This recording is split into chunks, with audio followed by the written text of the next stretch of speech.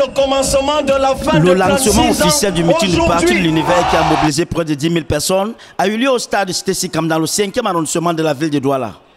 Une mobilisation nullement pareille à celle d'un autre candidat depuis le début de la campagne électorale pour la présidentielle de 2018 dans la capitale économique du Cameroun. Avec les nombreux curieux perchés sur les immeubles, il était pratiquement impossible pour le candidat de l'Univers de se faire comprendre de tous après ses premières allocutions. C'est pour ça qu'ils nous narguent, c'est pour ça qu'ils sont arrogants. Ils disent qu'Abraham Libi cause toujours, bavarde toujours. Nous on va voler le vote. Ils savent très bien que vous n'allez pas le voter. Mais ils ont déjà pensé la machinerie de fraude. Pendant son intervention, Cabral Libi, le candidat du parti politique Univers, a rappelé à tous sa vision. L'une des choses qui nous préoccupe le plus, c'est l'emploi. Parlant d'une coalition, le candidat du parti L'Univers est formel. Depuis le début, je suis disposé à m'aligner même derrière un candidat, mais sur la base de critères objectifs qui font que tous nous soyons sur le même pied d'égalité. Qu'autant moi je suis disposé à m'aligner derrière un autre, que les autres soient aussi en disposition d'esprit de s'aligner derrière moi, si c'est moi qui suis choisi. Cabral Libi a également présenté son programme politique, un programme promoteur qui a reçu l'approbation de tous. Pour les nombreux jeunes et tous ceux qui ont fait le déplacement, Cabral Libi incarne le changement du Cameroun et l'avenir. Il y aura une réforme dans tout le système éducatif, politique et économique du Cameroun. Il y aura un changement radical et il est même temps qu'il y ait ce changement. A noter, en date du 21 septembre, le sous-préfet de Douala 5e et le préfet de Vouri avaient interdit le meeting du parti de l'Univers, mais il a fallu l'intervention du ministre de l'administration territoriale pour remettre les pendules à l'heure.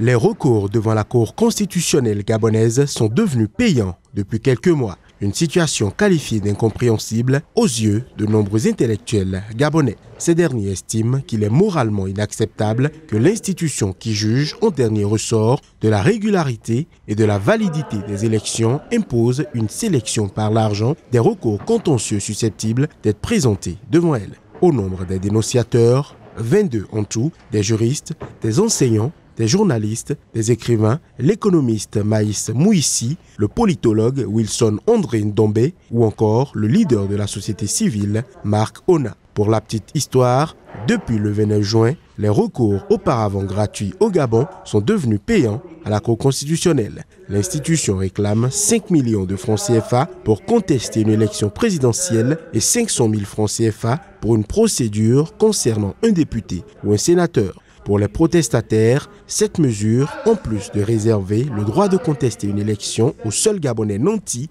pourrait favoriser les fraudeurs qui pourront désormais s'adonner aux pires irrégularités dès lors qu'ils sauront que la situation financière de leurs adversaires ne leur permettra pas de contester la régularité du scrutin. En 2016, plusieurs recours avaient été déposés par l'opposition pour contester la candidature, puis la réélection du président sortant Ali Bongo Ondimba auprès de la Cour, qui avait elle-même validé sa victoire avec 50,66% des suffrages contre 47,24% pour l'opposant Jean Ping.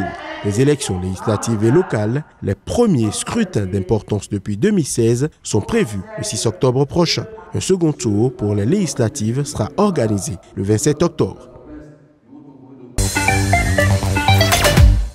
Pour le top départ de son deuxième mandat à la tête du Mali, le président Ibrahim Boubacar Keïta a voulu une célébration avec faste de la fête d'indépendance de son pays.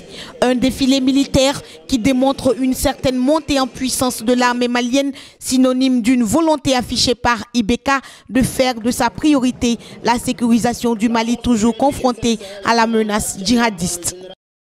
Nous sommes très honorés, très fiers d'être Maliens aujourd'hui, fiers d'être Africains. Nous avons vu une fête d'indépendance qui s'est déroulée dans les conditions les plus optimales. Nous avons vu un défilé professionnel. Nous avons vu un défilé à travers lequel nous constatons visu que notre armée est de retour. Un défilé où nous voyons des hommes qui sont bien équipés, des hommes qui sont bien encadrés, des hommes qui sont bien motivés et des hommes qui sont également prêts à relever les défis qui est de ramener la paix et la sécurité dans notre pays. Aux côtés des militaires maliens, une dizaine de forces étrangères ont pris part au défilé militaire sur l'avenue du Peuple. Ibeka et ses hôtes ont assisté au défilé des contingents du Burkina Faso, de la Côte d'Ivoire, de la Guinée-Conakry, de la Mauritanie, du Niger, du Sénégal, du Tchad et de la France. Une volonté des chefs d'État de la sous-région d'aller ensemble dans la lutte contre les ennemis de la paix. Nous faisons face en ce moment à des défis énormes, à des menaces, je dirais, stratégiques qui peuvent mettre en péril la survie même de nos États. Donc cette cérémonie se déroule dans ce contexte et j'espère que ensemble, compte tenu de la forte coopération qui existe entre les deux pays au plan bilatéral et au niveau du G5 Sahel, nous ferons face à ces menaces-là et nous allons consolider la paix et la sécurité dans l'espace du G5 Sahel. Tous nos voeux, c'est des voeux de réussite, de succès, de paix, d'entente entre les Maliens et également de combat acharné contre le terrorisme qui est un mal qui nous mine tous, aussi bien le Mali, le Burkina Faso, le Tchad, le Niger que la Mauritanie. Donc nous travaillons ensemble, l'amitié entre nos deux peuples et nos deux pays sont consolidés. De leur côté, les partisans de Soumaïla Cissé continuent de contester la réélection du président Keïta, entachée selon eux de fraude massive. Vendredi, une manifestation des partisans de Soumaïla Cissé a été violemment réprimée par la police et 15 personnes, dont des membres de la direction de campagne de M. Cissé, sont détenues au commissariat du 1er arrondissement de Bamako.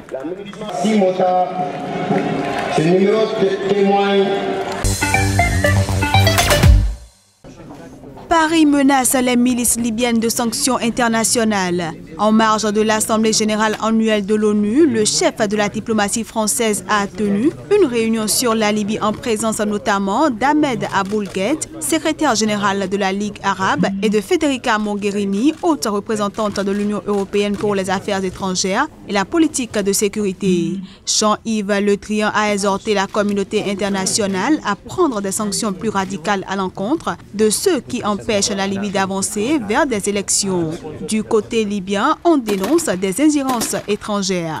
La Libye a par ailleurs exprimé son désaccord sur la tenue d'élections le 10 décembre, jugeant les conditions sécuritaires non réunies. Une décision soutenue par les États-Unis qui s'oppose aussi à un tel empressement électoral.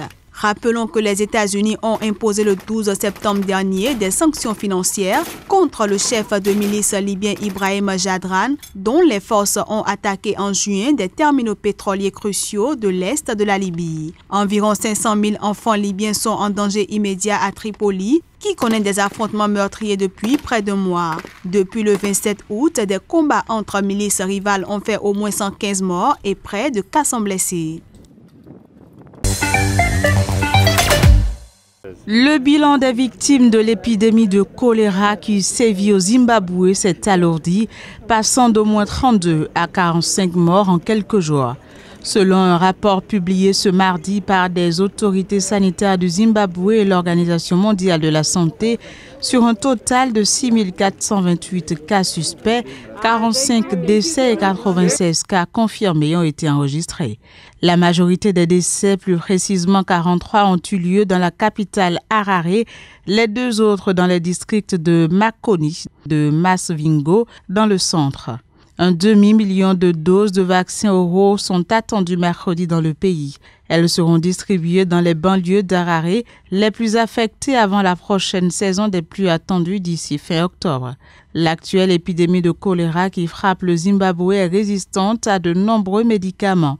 Pour tenter de l'enrayer, la municipalité d'Harare est en train de réparer les égouts bouchés et les canalisations endommagées.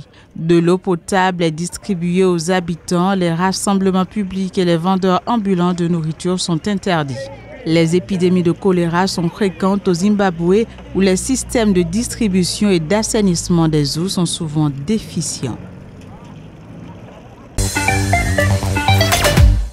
Au Bénin, après les accusations d'empoisonnement et de coup d'État proférées sous l'Ancien Régime contre l'actuel chef de l'État et la fuite de ces derniers en France, la lutte contre la corruption est devenue bien vite dans notre pays la mise en œuvre de la vieille philosophie œil pour œil, dent pour dent, c'est-à-dire la loi du talion, l'esprit de revanche.